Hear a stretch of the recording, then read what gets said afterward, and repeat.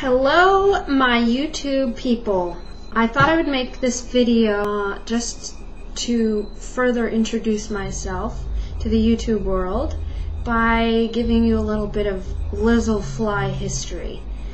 And I might as well start from the beginning. So I was born into a very Catholic family. I hate using Catholic like an adjective, but we pretty much were. My parents have always been churchgoers and that kind of thing. But one really unique thing about me that stems from my birth was my parents decided around the time I was born to homeschool all 7 of us. Obviously I wasn't homeschooled at age 0, but so my older siblings were homeschooled. My oldest sibling, my sister, she was pulled out of the 7th grade. My brother out of the 6th, and then so on. Everybody was pulled out. And they started homeschooling us. And funnily enough, at that point in the state of Minnesota, that's where I was born, up, and raised, it was illegal to homeschool. And my parents did it anyway. And the social workers came by the house, and of course I was just an infant at this point, and to check the situation out, to see if we were being abused or whatnot, and obviously we weren't. We were just being homeschooled. And they left us alone ever since, and I believe after a couple of years after that, probably in 1985 or so, it wasn't illegal anymore. But yes, my parents started homeschooling us when it was illegal to do so. So that's something about me that's pretty unique.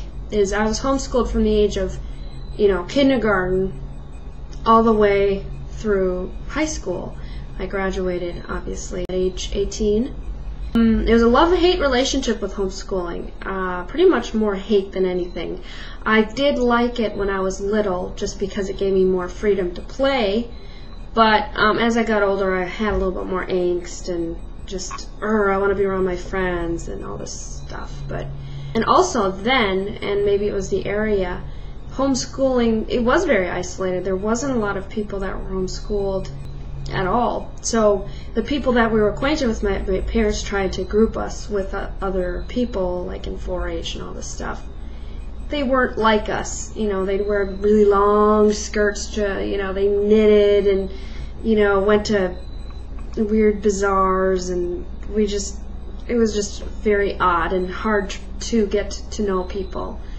But thank God my parents did, just because I don't think I'd be who I am right now if it weren't for the awesome education I received through homeschooling. That's one huge thing about me. Well, moving on to college, I wanted to be a director of religious education at some church. So I decided to go to school where my brother had gone to school, Franciscan University. I went. It was a good experience, and I would never trade it ever in my life, of the experience that I had, the education I received there. That's where I met Tumbleweed Joe, and obviously without going there I would never have met him. But there are things about that school that I didn't like, namely it's very small, and I felt like it was very isolated and not very open-minded about some things, but other than that, it was a good experience.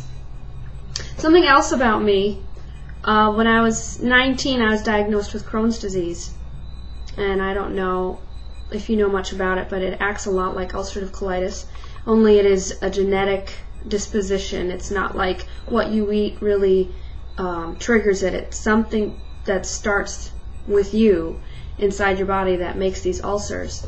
And from age, and I didn't realize it, but when I was 14, that's when I had got the Crohn's disease, and that's when the ulcers were starting. I was underweight. I couldn't eat very much. Anything over like a small meal would make me so sick. Oftentimes I'd sleep in the fetal position because I was in so much pain. I'd have lots of bouts with gastrointestinal difficulties, to put it delicately, and just a lot of just rotten stuff. And I had to have surgery when I was 19. That's when they discovered the ulcers. I've been taking medication that has kept me in remission for, knock on wood, 6 years. If you don't know much about it, and if you have stomach problems, you have no idea what's going on, please don't wait forever. I was the kind of kid in high school that just didn't complain about it because I didn't want to look weak, because everybody thought I was weak anyway. My advice is, if you have any problems that last more than a month that has to do with anything and it just doesn't feel right, let people know. Because at that point when they caught it, it had destroyed a significant part of my intestines and basically tearing it apart so nothing could go through.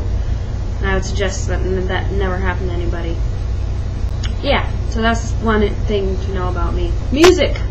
So, all my life, I've been just immersed in singing.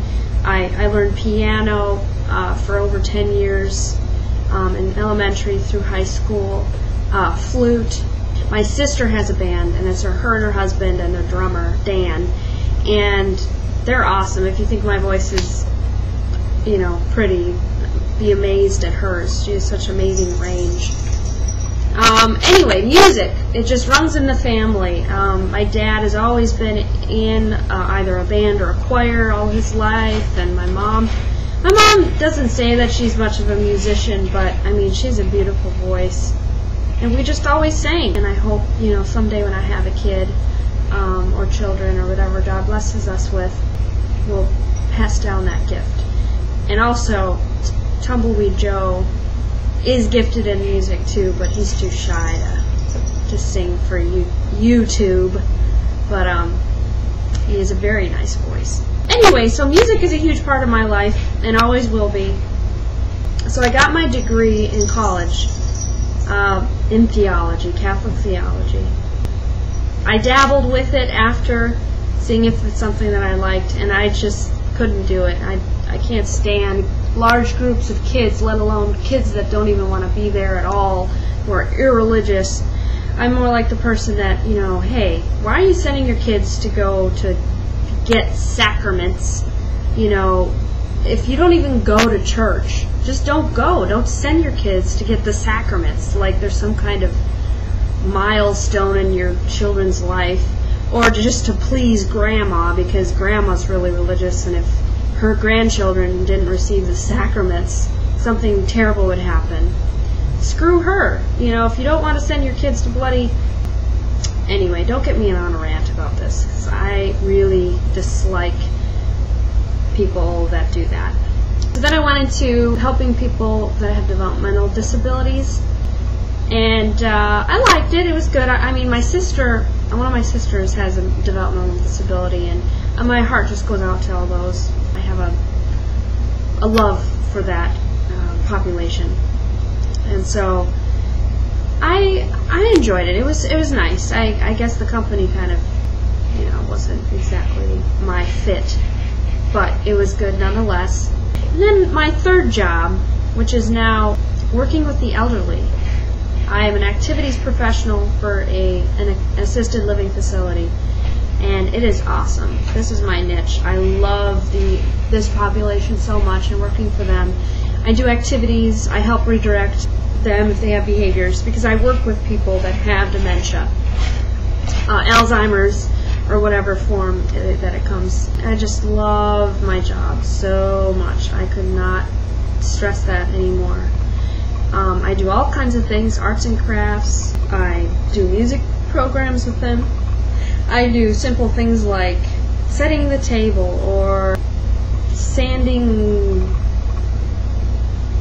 birdhouses, or just different diversional activities, or just making food, making a fruit salad or baking, all kinds of things. And I just could not ask for something that is as close to my niche as I could with this job. It doesn't pay crap, but I love my job nonetheless. It's awesome.